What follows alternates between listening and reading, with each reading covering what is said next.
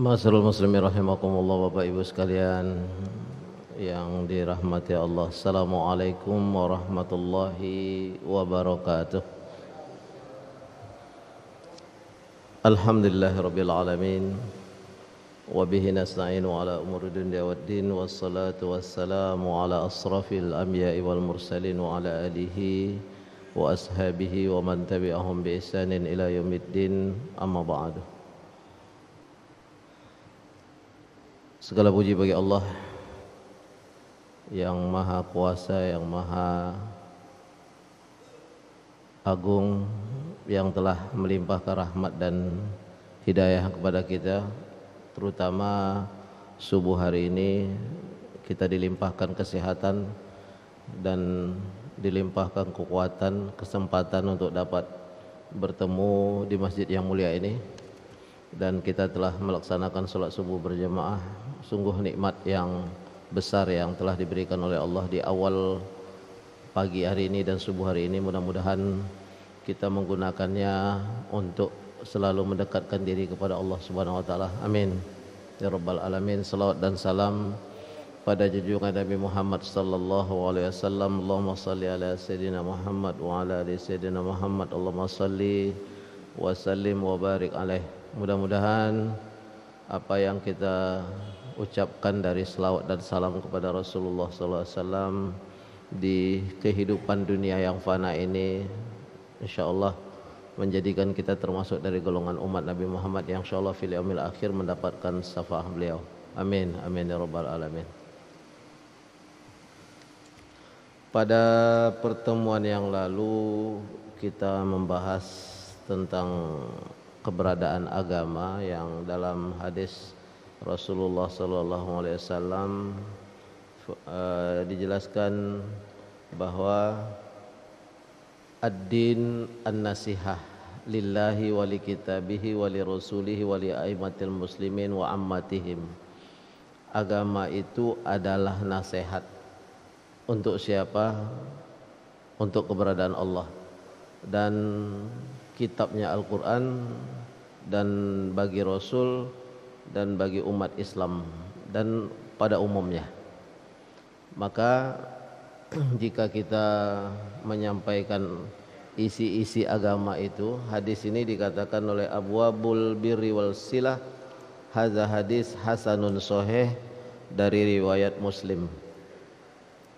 Maka jika menyampaikan agama itu tidak boleh dengan marah-marah menyampaikan hukum itu. Maka di situ bagi orang-orang yang menuntut ilmu, yang bagi lahu ayyashfaqu ala man yatlubu minhul ilm. Orang-orang yang menuntut ilmu itu tak boleh marah-marah sama orang yang membagikan ilmu, dan orang yang memberikan ilmu juga tak boleh marah-marah sama orang yang diberikan ilmu. Makanya ilmu itu sifatnya cahaya dari cahaya Allah yang harus diturunkan kepada seseorang, dan itu kita tidak boleh menyampaikan dengan cara yang marah, dengan cara yang memaksa, karena kita hanya penyampai. Namanya dakwah. Dakwah itu kan merangkul, menghimbau. Jadi perlu kita memperbaiki. Maka oleh sebab itu bagi seorang yang harus mengetahui, makanya judul kemarin dah kita sedikit masuk kepada ahwalul qulub wa aqsamiha. Ahwal itu artinya adalah keadaan hati dan pembagian-pembagiannya, hati yang ada dalam dada. Nah, kalau kita tilik dari bahasa Arab, qulub, qalbun itu arti sebenarnya adalah jantung. Ya, kalau hati itu kabidun. Kalau hati yang berbentuk benda itu kabid. Tapi hati yang dimaksud dengan hati di situ adalah qulub, qalbun dalam bahasa Arabnya. Lamma kana al-qalbu li'adawi wal maliku mutasarrifan fil junudul lati tasduru kulluha ala amrihi wa yasta'miluha fima yajib, fima yuhib. Sesungguhnya hati itu untuk seluruh anggota yang ada di dalam diri kita itu kal malik. hati ini laksana raja. Makanya simpanannya itu di dalam hati ini laksana raja. Lalu dikatakan al-mutasarrif fil junud, yang ia melakukan perintah kepada tentara-tentaranya yang ada di dalam diri kita ini, allati tasduru kulluha anil amrihi wa yasta'miluha fi ma yuhib. Ia akan bekerja, anggota-anggotanya itu akan bekerja sesuai dengan apa yang ada di pusat hatinya itu sendiri. Nah, fa kulluha tahta ubudiyatihi wa qahrihi. Sesungguhnya hati itu dan mata hati yang paling dalam itu, dia tidak pernah menyangkal dari keberadaan Allah. Ini yang harus kita ketahui. Makanya fataktasibu minhul istiqamah wazzab. Jadi dikatakan orang yang istiqomah itu orang yang berpegang kepada mata hatinya. Kenapa? Karena mata hati itulah yang ditempa ketika kita melakukan sholat 5 waktu sehari semalam. Sholat itu pun, yang wajib itu pun, kalau tidak dibiasakan dan tidak dengan niat yang tulus, dia akan berat. Jadi pekerjaan sholat yang sudah wajib itu saja, jika tidak dari hati dan niat yang tulus, maka dia akan berat. Mulainya itu mengakhir-akhirkan waktu, ya kan? Lama-lama tinggal. Ya, alasannya sibuk, padahal dia yakin dari awal hidupnya itu Allah yang menentukan rezekinya. Tapi kenapa terlalu dia sibukkan juga mengejar dunia yang tak nampak dan dengan khayal. Kadang-kadang mengejar sesuatu yang tak jelas itu sama dengan berjudi juga. Ya kan? Rasa-rasa dapat, kewajiban kepada Allah tinggal. Nah, itu berarti dia pada posisi yang hatinya itu berada pada posisi sakit. Nah, sakit dibilang ini. Maka hadis yang paling kuat tentang itu, tentang hati ini, dikatakan dalam riwayat Bukhari hadis 126 di Babul Iman, dan di hadis Muslim hadis ke-27, maka dikatakan bahwa Rasulullah SAW bersabda, ala wa inna fil jasadi mudghah. Sesungguhnya di dalam diri kita itu, dalam jasad kita ini ada mudghah, segumpal darah. Wa iza saluhat, apabila ia bersih, apabila ia bagus, saluhal jasadu kulluh, dia akan menjadikan diri kita ini semuanya baik. Fa iza fasadat, apabila ia rusak, maka rusaklah diri kita ini semuanya. Maksudnya dia akan berpengaruh kepada jasad. Makanya dari awal kita katakan manusia itu mempunyai 2 dimensi. Dimensi lahir dan dimensi batin. Hati itu letak pada nilai batin. Batin rusak, rusaklah jasad ini. Ya. Enggak tahulah. Orang itu tak salah, tapi karena hatinya itu lagi tak betul, salah aja. Nah, itu contoh yang mudah gitu. Ya. Istrinya itu tak ada masalah, pulang rumah tahu-tahu ngamuk-ngamuk aja dia sama istrinya. Karena hati itu lagi tak betul, tak stabil gitu. Sakit dia. Bukan sakit hati. Ya kan? Suami tak ada masalah-masalah, pecah-pecah piring di belakang. Kayak gitulah tuh. Karena hal-hal seperti itu kan kena menyangkut kepada apa yang ada. Kawan ini datang baik-baik mengucapkan salam sama dia, lalu dimakinya. Apa yang masalah itu? Kan bukan ini kan? Di hati itu betul. Hati itu betul. Itu contoh-contoh yang kecil. Fahuwa malikuha wa hiyal munaffizah lamma ya'muruha bil qabilah. Sesungguhnya hati itu adalah raja, dan ia yang akan memerintahkan kepada seluruh anggota tubuh itu untuk melakukan sesuatu. Nah, itu hubungannya kemarin. Maka tak ada kitab fikih kecuali di awalnya itu innamal a'malu binniyat. Hubungannya ke situ. Hubungannya kepada niat. Itu geraknya. Wala yastaqimu laha syai'un min a'maliha hatta tasduru an qasdihi wa niyatihi. Tak akan pernah ada meleset jika hati itu tetap kepada Allah dan dengan nilai keikhlasan. Ada kisah seorang, memang kisah-kisah sufi ini banyak yang kadang-kadang kita enggak. Lagi sholat malam di tengah padang pasir. Di tengah padang pasir, dia kan ada pula tuh di padang pasir nih binatang buas, kan? di tengah padang pasir, lalu datang singa lagi sholat. Kalau dalam kisah itu 2 rakaat, sholat 2 rakaat, lalu singa datang dengan garangnya gitu. Orang ini tetap sholat, selesai sholat, dia tak mengusir, tidak mengusir. Dia katakan, wahai makhluk Allah yang berwujud singa. Itu aja dia ucapkan. Jika memang kematianku ini adalah rezeki bagimu, nah itu, untuk engkau makan hari ini akhir hayatku yang ditentukan oleh Allah, dan dengan ini engkau bisa menyambung hidupmu. Karena singa itu singa lapar, maka makanlah, aku rela. Tapi dalam sholatku engkau makan. Tapi jika bukan inilah yang mengakhiri hayatku dan ini bukan rezekimu malam ini, maka pergilah. Begitu ia sholat, mengaum singa itu pergi. Jadi dia tak perlu mengusir. Sekarang kita tanya dalam hati, apa yang menyebabkan orang ini tidak gemetar sama sekali? Karena ia merasa ini juga makhluk Allah. Itu bukan pekerjaan yang mudah itu, meletakkan hati itu dengan hal yang yang kepepet bahasa kita itu kan, dan sangat kritis itu kan. Nah, orang di saat kritis itu mudah dia meletakkan mata hatinya itu kepada yang maha kuasa. Nah, itu bukan suatu pekerjaan yang mudah pula untuk menantang dalam kenyataan, kan itu. Yang ada di dalam hati ini kan berada pada posisi yang memang batin. Tetapi yang kita lihat di depan mata kita ini kan sesuatu yang nyata. Nah, mengklopkan antara apa yang terfikir dengan apa yang di dalam hati itu bukan mudah. Dia perlu mudharabah, latihan. Nah, salah satu latihan untuk meletakkan itu adalah sholat.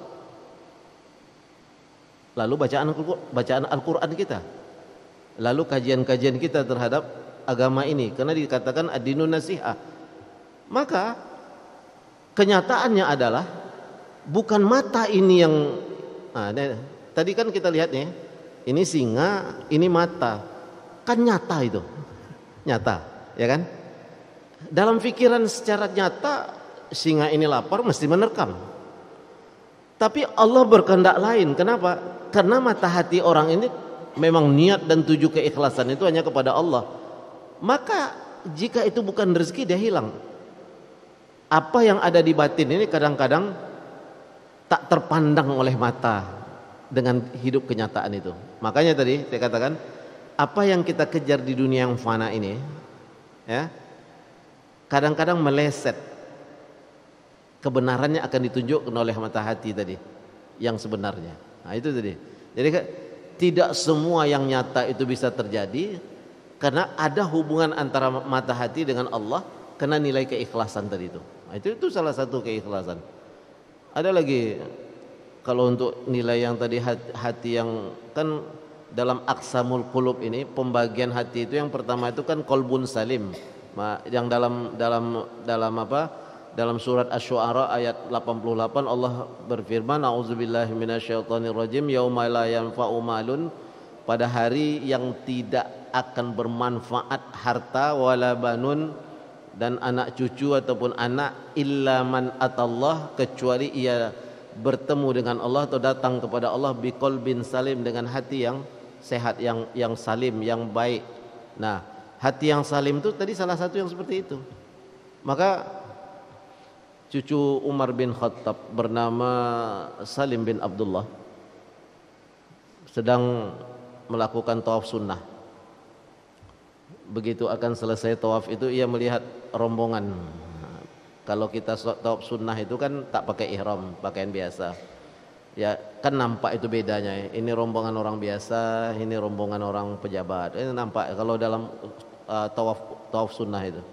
Maka ia melihat ada rombongan khalifah Amirul Mukminin yang bernama Hisam bin Abdul Malik.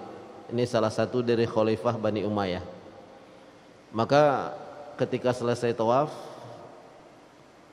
disapalah ya oleh Hisham khalifah, ya Salim, engkau tahu aku mempunyai sesuatu hal yang akan aku berikan kepadamu. Mintalah sesuatu kepadaku yang insya Allah aku perkenankan apa yang engkau minta.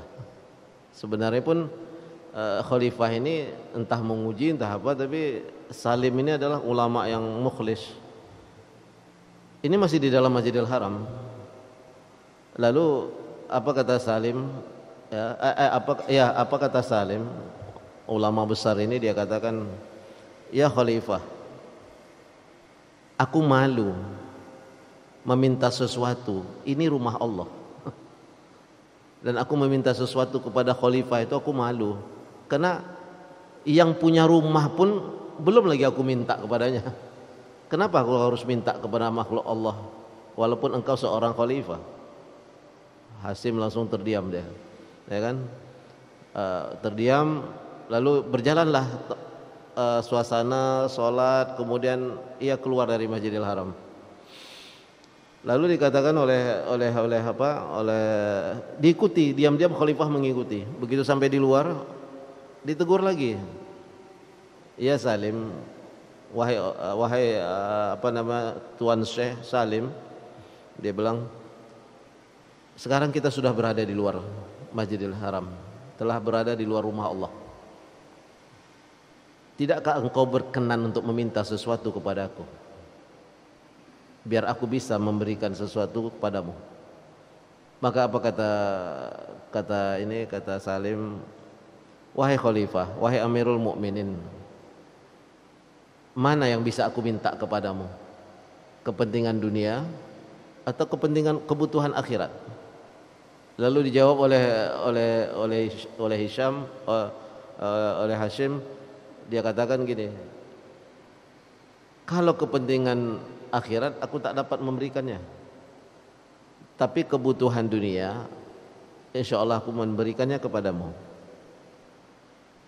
Lalu dikatakan oleh Hashim kepada khalifah, wahai khalifah Amirul Mukminin, yang punya dunia pun belum memperkenankan aku meminta, kenapa aku harus meminta kepada yang tidak mempunyai dunia? Terdiamlah si khalifah, lalu ia meminta doa kepada Salim. Saya katakan sekali lagi, ulama-ulama mukhlisin itu dia tak akan meminta-minta kepada pejabat-pejabat dan penguasa-penguasa itu. Kenapa? Dia tahu aturan kehidupan itu sudah diatur oleh Allah, dia tinggal menjalankan. Dan kunci yang utama adalah qalbun salim. Namanya salim pula kan. Yang pertama adalah qalbus salim. Kalau hati ini sehat, ya kan, dia tak akan melakukan hal-hal yang di luar daripada apa yang telah diperintahkan oleh Allah.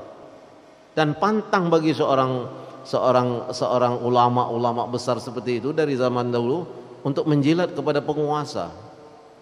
Kenapa?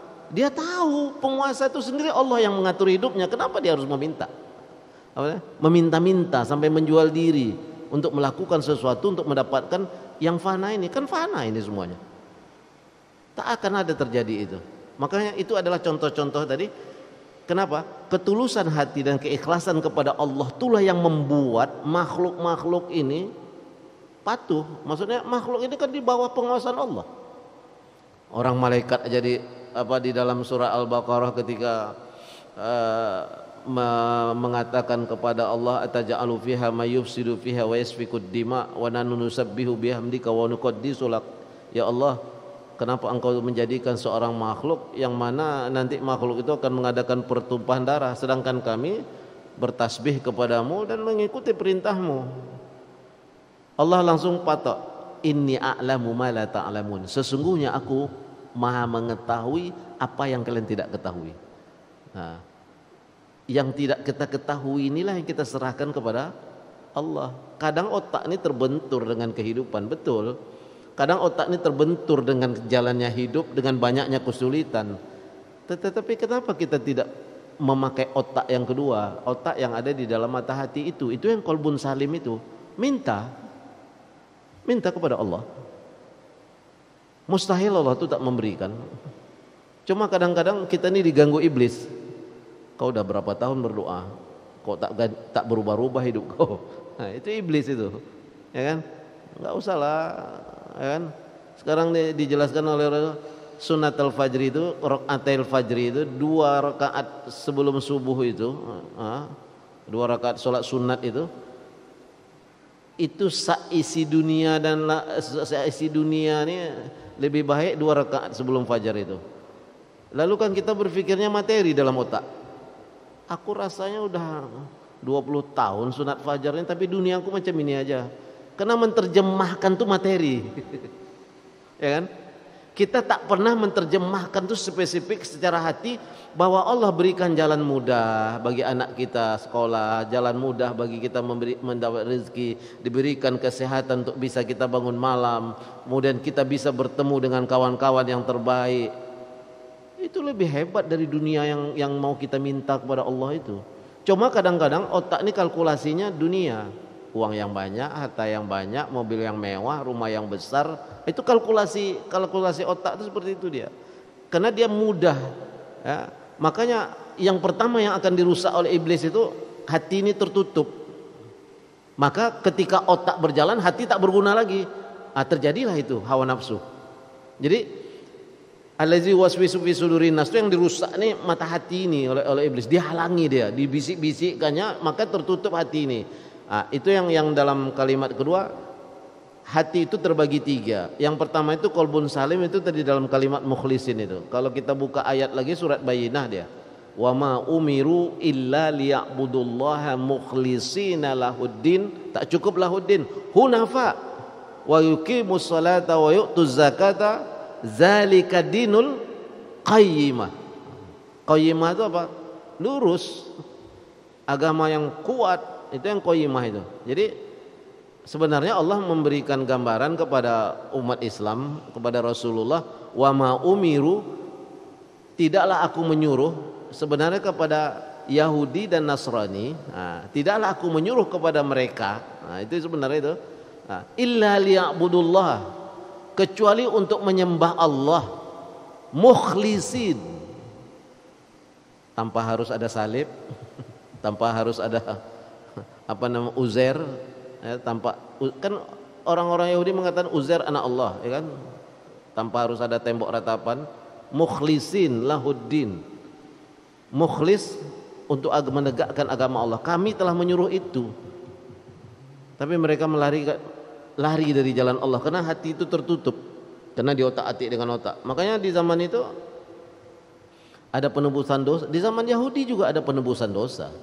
Dosa kecil kasih korban bebek, kambing, dosa besar nanti dengan emas. Ada pula penebusan dosa. Itu biasa itu di zaman rabi-rabi Yahudi itu. Nah, kalimat-kalimat ini itu yang menyeleweng, tapi di antara mereka ada juga yang bagus. Maksudnya ada juga yang tetap pada pendirian itu, pendirian yang pertama. Nah, tidak semuanya orang-orang itu juga tersesat dari jalan Allah, tapi ada juga yang punya orang.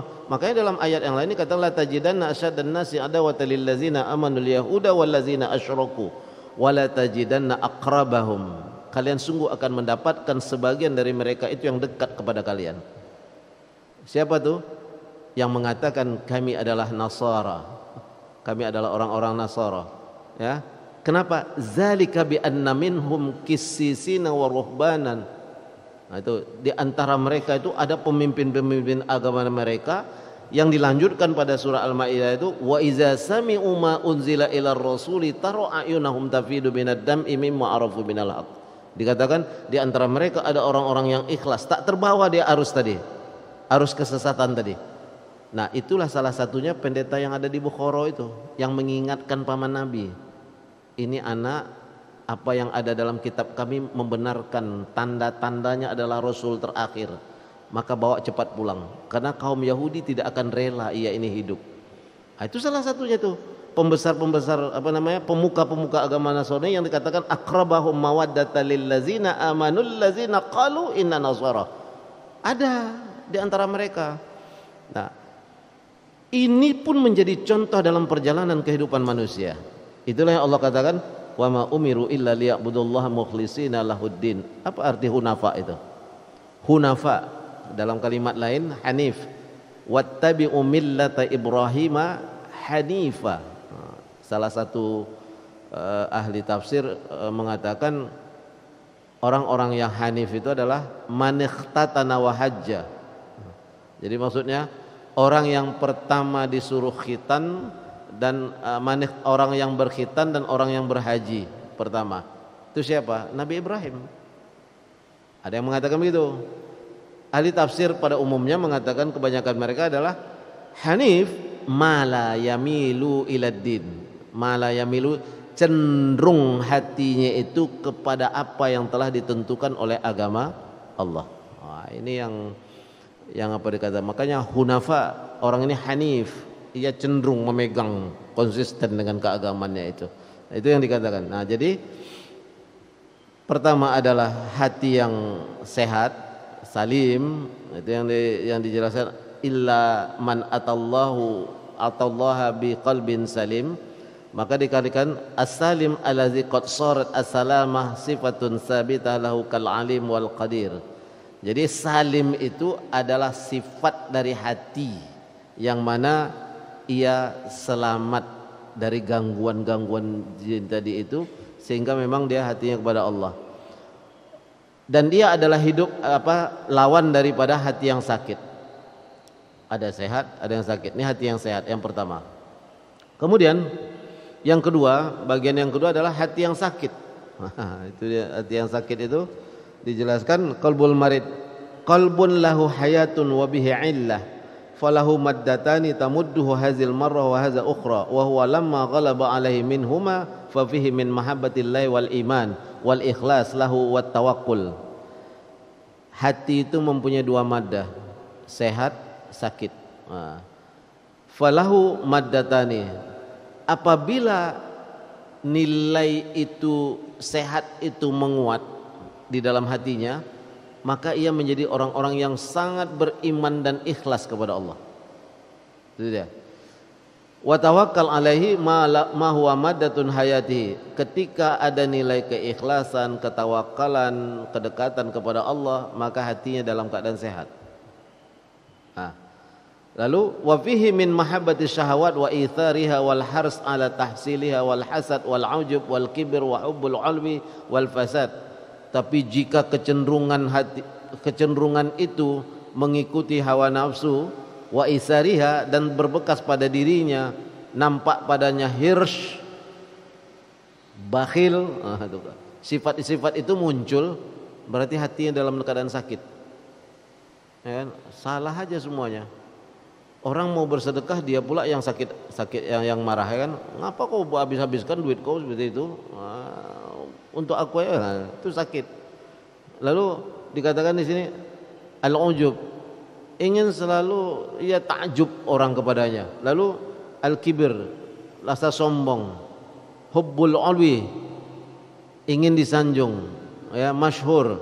Lalu wal fasadu fil ardi, mengadakan kerusakan aja di muka bumi, bohong aja isi hatinya. Wa ma mumtain baina da'iyan da'in yad'u ila Allah.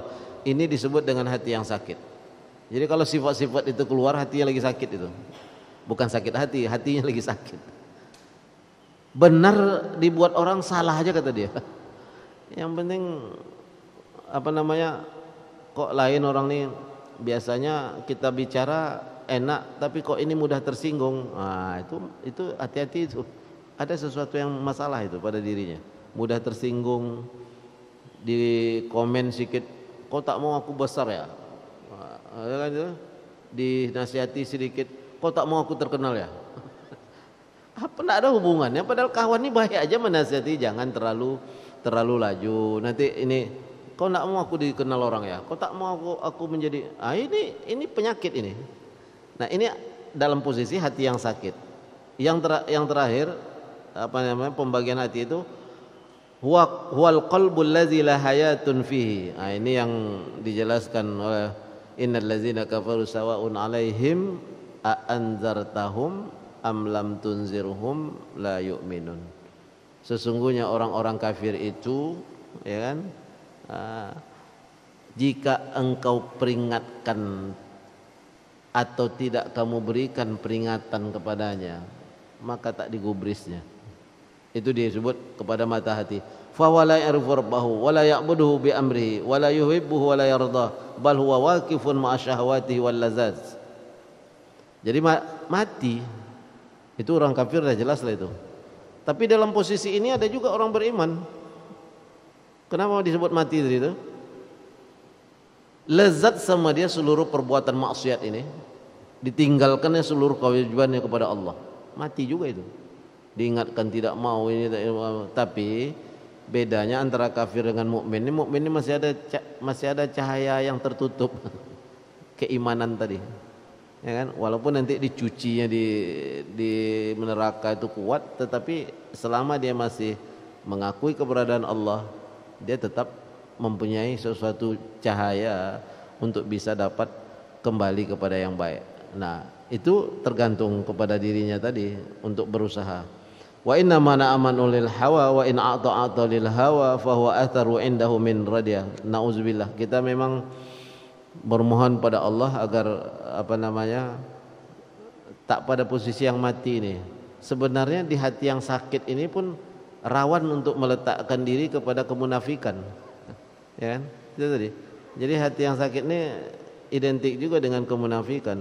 Sebentar begini, tak jelas. Maksudnya posisi itu tak jelas. Famalakum fil munafiqina fi'ataini wallahu arkasahum bima kasabu. Maka itu dikatakan dalam hati orang yang sakit itu dijelaskan bahwa hati yang sakit tadi itu yang al-marid, pertama qalbun salim. Kemudian qalbul mayyit, mati, hati yang mati. Qalbul marid, hati yang sakit.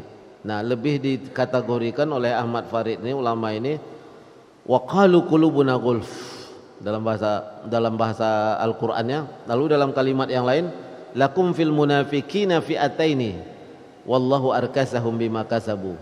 Wa qalbun manqus ay maqbub marqus. Enggak bisa lagi. Tak punya pendirian. Ya kan? Makanya hadis yang paling masyhur dari Ad-Dailami dari riwayat Ahmad dijelaskan, akhwafu ma akhafu min ummati munafik alimul lisan. Kalau munafik biasa tapi ndak alimul lisan masih biasa, munafik juga tapi biasa. Tapi yang paling, makanya kalimatnya situ ismu tafdil oleh Rasulullah, akhwafu, sesuatu yang sangat aku khawatirkan. Ya kan? Ma akhafu, apa yang paling aku khawatirkan, sesuatu yang paling aku khawatirkan dari apa yang aku khawatirkan, min ummati, dari umatku. Nah, itu dia. Munafik, sesungguhnya munafik hatinya itu sakit. Nah, sama dengan hati sakit itu alimul lisan. Lisannya alim, maksudnya lidahnya alim. Pandai berkilah, pandai bersilat lidah. Kalau orang dituduh habis-habisan, tapi ketika dia bersilat lidah dia dengan ilmunya itu, lidah alimul lisan, itu yang payah itu, berkilah. Tepat kawa berubah hukumnya itu, ada kilahnya. Tapi ketika orang habiskan gitu kan, itu seperti itu. Alimul lisan itu pandai berkilah, ada aja alasannya itu. Itu yang lebih ditakutkan oleh Rasulullah. Tak tahulah apakah zaman kita ini sudah terjadi atau tidak, walau alam, kita sendiri yang tahu. Baik, itu tadi hati ya, salim, sehat, sakit, marid, kemudian hati yang yang mati, sakit, dan itu mati. Kita lanjutkan. Ini sudah tahu tadi posisi hati. Lalu madakhilu syaitan ilal qalb. Judul yang akan kita bahas ini adalah tempat masuknya syaitan ke hati. I'lam anna mithalul qalbi mithalul hisn wa syaitan aduun yuridu an yadkhulul hisni fayamlikuhu wa yastawli alaihi. Hati itu tempat yang sangat manis yang dipilih oleh setan. Kenapa? Karena dia adalah malik, dia adalah raja pada diri manusia, raja pada jasad manusia. Kenapa? Setan ingin menguasainya. Wa yamliku wa yastawli alaihi, dan menguasainya. Wala yaqdiru ala hifzil hisni minal adu illa biharasati abwabil hisni wa madakili wa madisam. Kita tidak akan bisa menangkal masuknya setan itu kecuali kita mengetahui pintu-pintu masuknya. Itu dia, kan? Jadi hati ini memang diperebutkan setan oleh iblis. Iblis, ifrit, sama ya, yang paling tinggi ifrit itu anak buah iblis kan. Setan itu sifat syatona itu artinya adalah jauh. Jadi setan itu yang jauh dari rahmat Allah. Nah, itulah setan itu jauh dari rahmat Allah. Jadi itu sifat. Dikatakan wala yaqdiru ala hifdzil hisni minal adu, kita tak akan bisa menghalangi musuh daripada hati ini kecuali illa biharasati awabil hisni, kecuali kita menjaga pintu-pintu masuknya setan itu. Pertama, sebenarnya abwab ini banyak. Babun itu kan satu. Abwabul famin abwabil azimah, dari pintu-pintu yang besar yang akan dimasuki setan itu adalah pertama, lihat, al-ghadab, kemarahan. Orang kalau udah marah itu kan tidak pernah lagi dia bisa adil kan, ya kan? Makanya kalau di dalam pendapat mazhab Syafi'i, dalam keadaan marah tak marah pun kalimat cerai yang dikeluarkan itu sah. Hati-hati aja, tak ada urusan pemarah kecuali mabuk. Makanya dikatakan min abwabil azimah, dari pintu-pintu yang paling besar tempat masuknya setan itu al-ghadab. Kemudian ghadab itu disambung wasyahwah. Ghadab wasyahwah, marah dan syahwat. Fa innal ghadab huwa ghaulul aqli wa idza da'afa jundul aqli hajama jundus syaitan wa mahma ghadibal insan la'iba syaitan bihi kama yal'abu sabi bil qurrah. Ini keterangan oleh Ahmad Farid, dikatakan sesungguhnya marah diikuti dengan syahwat itu, marah syahwat. Marahnya ada dua juga. Dia ada orang tua marah sama anak, itu tidak diikuti dengan syahwat. Kenapa? Sayang. Guru marah sama murid, itu dia tak mengikuti hawa nafsunya, tetapi karena memang ingin anak ini lebih baik gitu. Beda dia nanti ya. Jadi al-ghadab wa syahwat. Fa innal ghadab bisyahwati huwa ghaulul aqli. Orang yang marah dengan syahwat itu dicampur, dia akan menghilangkan akal sehat. Itu dia ghaulul aqli. Wa iza du'ufa, katanya apabila tentara-tentara akal yang waras ini lemah, hajamahu syaitan, maka tentara-tentara syaitan ini menyerang. Wa mahma ghadabal insan, dan tatkala manusia itu sedang marah, la'iba syaitan bihi, syaitan memainkan kemarahan itu untuk kepada syahwat. Lalu dikatakan sebagaimana anak kecil memainkan bola. Makanya orang dalam keadaan marah itu memang seperti itu. Makanya kata Rasul, jika kamu marah dalam keadaan dalam keadaan duduk, maka berdirilah kamu. Jika kamu dalam berdiri, duduklah. Harus ada perpindahan kerja untuk meredakan marah itu. Tak juga bisa pergi berwudu, karena syaitan takut dengan orang-orang yang berwudu itu. Kalau perlu lagi sholat 2 rakaat, minta kepada Allah. Itulah tadi. Marahnya dahsyat, pergi. Jangan berada di tempat itu juga lagi. Kan? Duduk, berdiri, masih marah juga, berwudu. Kenapa? Ini salah satu pintu yang paling besar tempat masuknya setan. Kan tadi udah kita apakan hati. Nah, makanya wal afina anin nas. Orang-orang muttaqin itu adalah orang yang pemaaf kepada manusia. Kan kita udah lama juga cerita, meminta maaf ini mulia. Tapi di atas kemuliaan orang yang meminta maaf ini adalah orang yang memberikan maaf. Karena memberi maaf ini berat. Lah berkali-kali disakiti hati kita kan, kalimatnya keluarlah, tiada maaf bagimu. Itu sebenarnya tak bagus juga. Jangan berdendam seumur hidup. Itu yang payahnya seperti itu. Itu dia. Tetap harus ada pintu maaf dibuka. Kenapa? Karena marah itu setan semua. Nah, itu pertama ya.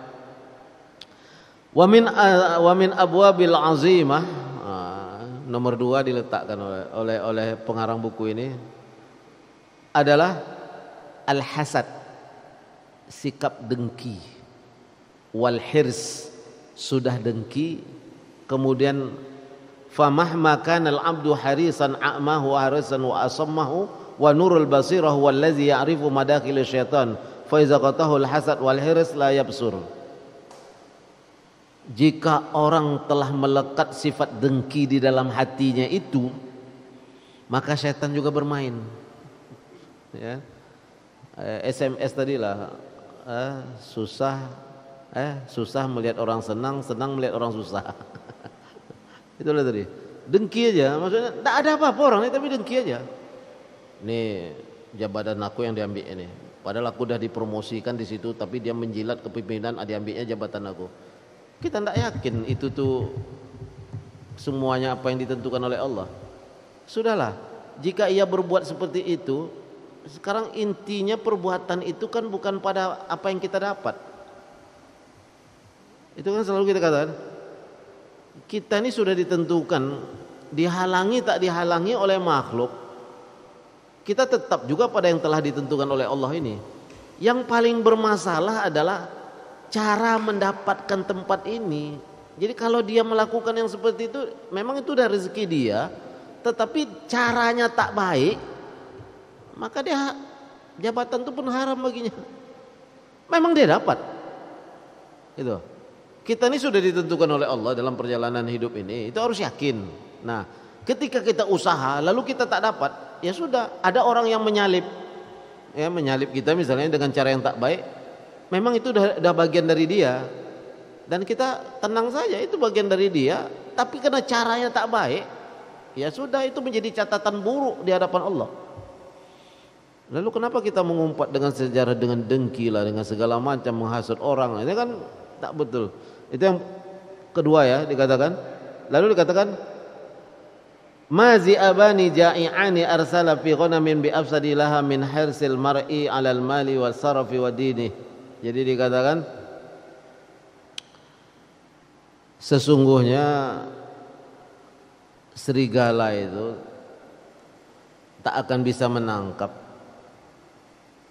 domba-domba dalam keadaan waspada. Maka kewaspadaan kita kepada gangguan setan ini menghilangkan sifat buruk tadi itu, kedengkian itu. Apa yang dikirim oleh syaitan, oleh iblis, tentara-tentaranya untuk menghasut kita itu akan ternafikan dengan sikap dan hati yang salim kepada Allah. Itu yang sehat. Itu. Kemudian banyak ini kalau tempat masuk ini. Ketiga, min awabil azimah juga pintu tempat masuk setan itu. Wah, ini yang berat juga ini mengatakan as-saba' minat ta'am, kenyang berlebihan. Kalau udah kenyang itu kan orang mau lewat depan kita pun langkahkan aja lah. Ya kan? Untuk beribadah itu pun payah lagi udah kan. Kalau udah ini termasuk tempat abwab. Jadi dikatakan ini termasuk pintu-pintu tempat masuknya syaitan. Kita walaupun tak bisa berhenti makan sebelum kenyang, jangan makan sebelum lapar, seperti apa yang dilakukan Rasulullah, paling tidak jangan berlebih-lebihan. Dan jangan sampai makanan itu yang membuat kita ibadah itu tertinggal gitu. Jangan sampai dengan alasan kenyang itu, itu tadi mengakhirkan sholat berjamaah itu, terutama yang wajib tadi ya. Saya katakan itu paling tidak seperti itu. Makanya wa in kana halalan safian fa inna saba' yaqwa sahawat wa sahawat aslihatu syaitan. Walaupun makanan itu halal, tapi kalau udah terlalu berlebih seperti itu makannya itu, sofian katanya, sesungguhnya kenyang yang sangat itu adalah akan menguatkan syahwat. Jadi syahwat itu tempat masuknya setan. Kemudian dikatakan juga dalam kalimat dari riwayat Tirmizi, bilafzin inah, Rasulullah SAW dalam hadis hasannya mengatakan, sabda Rasulullah, al-ajalatu minasyaitan wa ta'anni minallahi ta'ala. Tergesa-gesa itu dari syaitan. Jadi salah satu pintu masuknya syaitan itu tergesa-gesa. Kita kalaupun terlambat masbuk, tidak usahlah perlu berlari-lari pula mengejar untuk dapat ruku itu. Jalan aja biasa. Karena masbuk pun ada hukumnya di dalam fikih. Tidak perlu harus berlari masih ngah-ngah ikut ruku kan itu, karena untuk mendapatkan takut tertinggal tadi. Itu dalam masalah sholat. Dalam masalah keseharian sekarang apa betul yang menyebabkan kita harus gitu kan? Sampainya sama juga. Karena di sini bisa lewat, di sana juga bisa macet lagi kan itu. Sudahlah kita bertenang aja dalam melakukan apa pekerjaan ini. Oh sikit lagi. Azan berhenti, sholat, kerja itu selesai juga. Kenapa harus dipaksa-paksakan gitu? Selesai juga, karena memang itu adalah bagian daripada bagaimana kita strategi menyelesaikan. Maka dikatakan salah satu juga pintu masuknya itu adalah ketergesaan kita itu, tergesa-gesa semua urusan tergesa, masuk setan.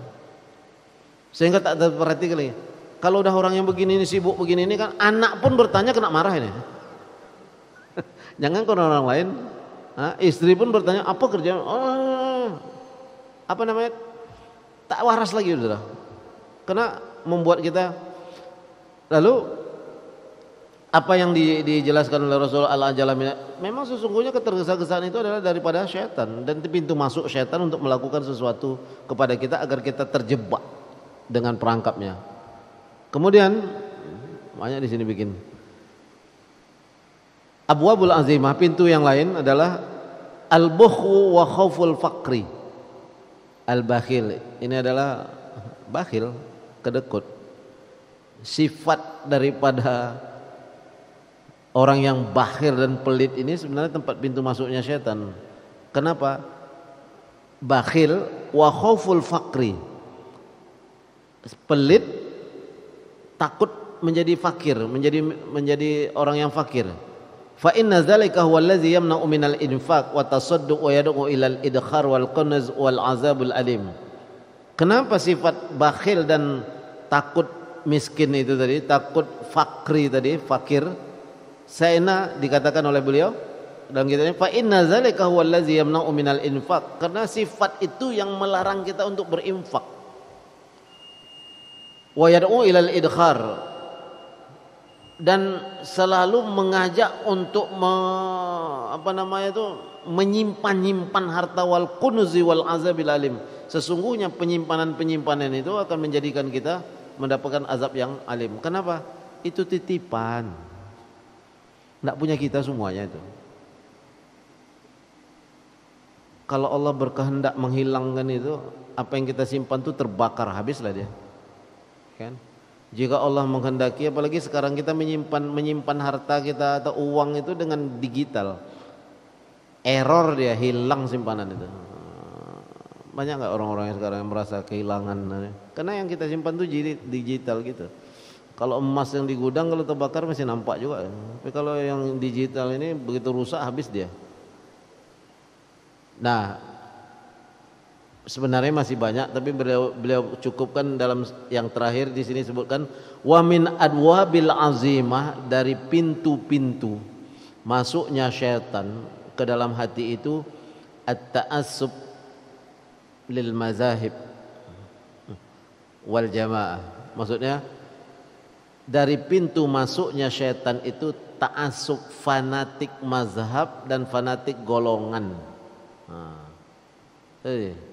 Jadi wal ahwa wal hikdu alal khusumi wan nazar ilahim bi'ain lirtida'il istiqara wa kadzalika mimma yalikul ibad wal fisaq, karena ia akan menyebabkan kepada kedengkian sesama.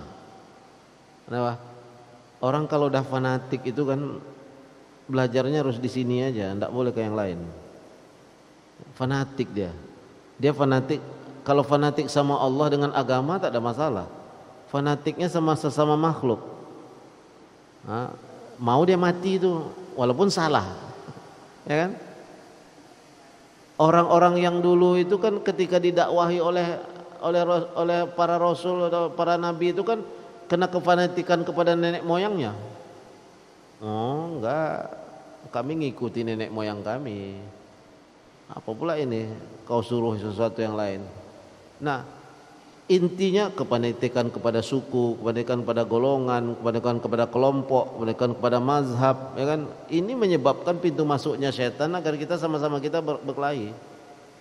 Sudahlah, selagi masih berada dalam jalan Allah dan mungkin ilmu kita tak sampai untuk membahas itu, kenapa kita harus mengecam orang-orang tertentu gitu? Kelompok kita ini aja yang benar, guru kita ini aja yang benar, tak boleh itu dalam agama. Karena agama Islam ini terbuka untuk berdialog. Terbuka. Kadang-kadang dalam berdialog itu guru pun tak bisa jawab. Ya kan? Kenapa? Itulah manusia. Subhanaka, kata malaikat, la ilma lana illa ma 'allamtana innaka antal alimul hakim. Itu malaikat. Ya Allah, Maha Suci Engkau. Tak ada ilmu ketika Allah mengatakan wa 'allama adamal asma'a kullaha summa aradahum 'alal malaikati faqala anbi'uni bi asma'i haula in kuntum shadiqin. Diajarkan oleh Allah kepada Nabi Adam tentang nama-nama yang ada nih, lalu dikabarkan kepada malaikat, lalu ditanyakan kepada anbi'uni bi asma'i haula, yang diajarkan kepada Adam oleh Allah itu diminta kepada malaikat, tolong kau kasih tahu. Adam ini sudah tahu dia. Coba kasih tahu. Lalu apa kata malaikat? Subhanaka, Maha Suci Engkau. La ilma lana, tak ada ilmu yang ada pada kami kecuali apa yang telah Engkau ajarkan kepada kami. Sesungguhnya Engkau Maha berilmu, Maha alim, Maha mengetahui, hakim dan Maha bijaksana. Tidak ada. Makanya ada penyakit lupa, pikun. Sehebat-hebat apapun dia, entah 10 profesornya, begitu diangkat sama Allah ilmu tuh, kenalah sakit Alzheimer, kata dokter kan. Alzheimer itu kan hilang Alzheimer, kata hilang dia. Jadi memori itu memang hilang. Ada nggak kita udah hafal ketika masuk dalam suatu tes hilang dia? Bagi Allah itu sebentar.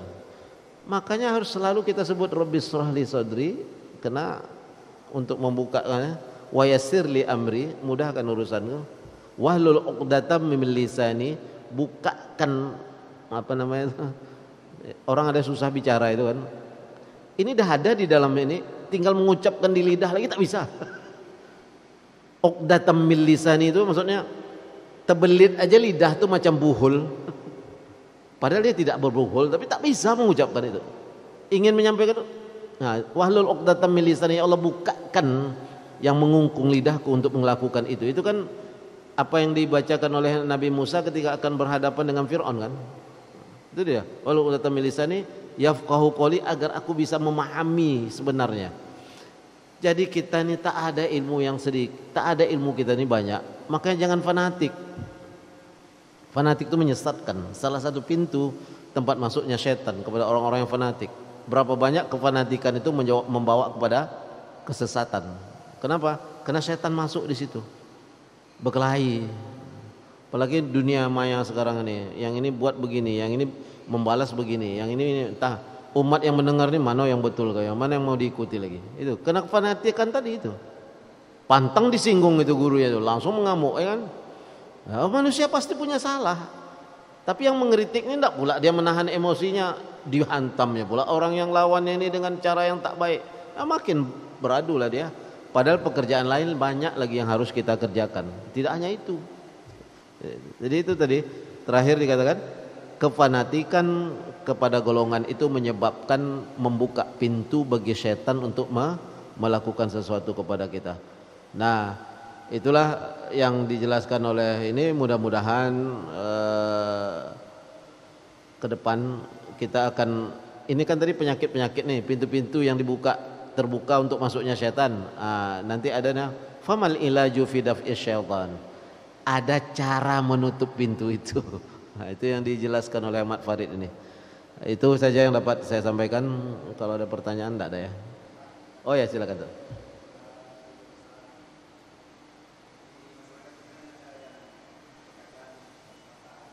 Ah, ah, ah, ah.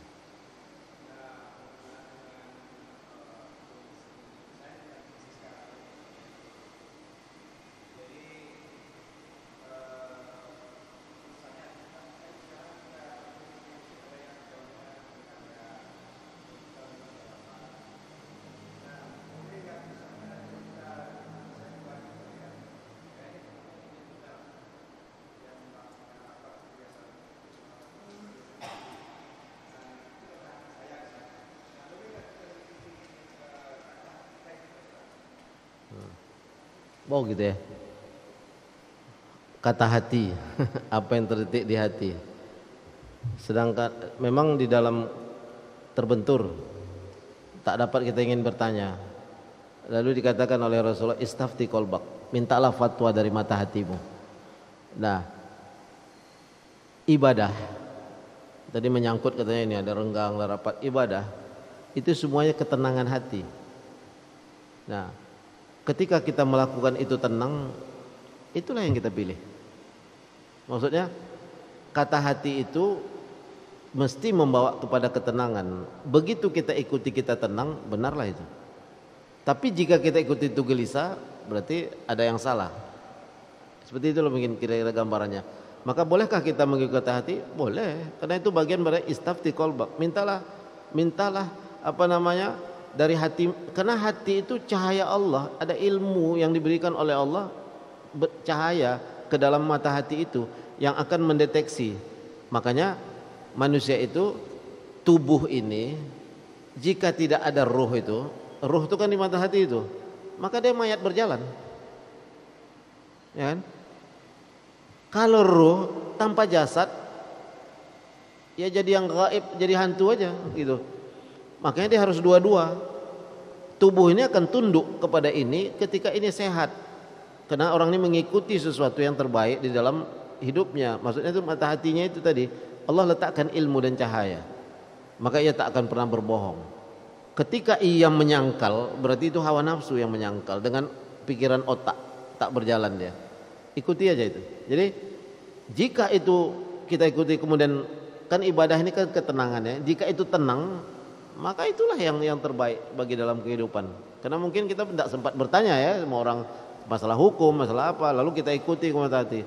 Itulah yang terbaik untuk kita menjalani kehidupan ini. Karena cobalah orang yang habis marah itu, reda marahnya, lalu dia tanya ke mata hatinya, dia akan tahu marah tadi ini memang ikhlas atau marah tadi memang hawa nafsu. Biasanya kalau marah dengan hawa nafsu tadi itu penyesalannya panjang, mesti ada penyesalan. Tidak semua marah itu juga menyesal. Karena ada orang marah itu karena memang udah mempertahankan kebenaran, itu juga ada kemarahan. Tapi kemarahan itu memang dia tidak ada beban, dia hanya menasihati saja, ya kan?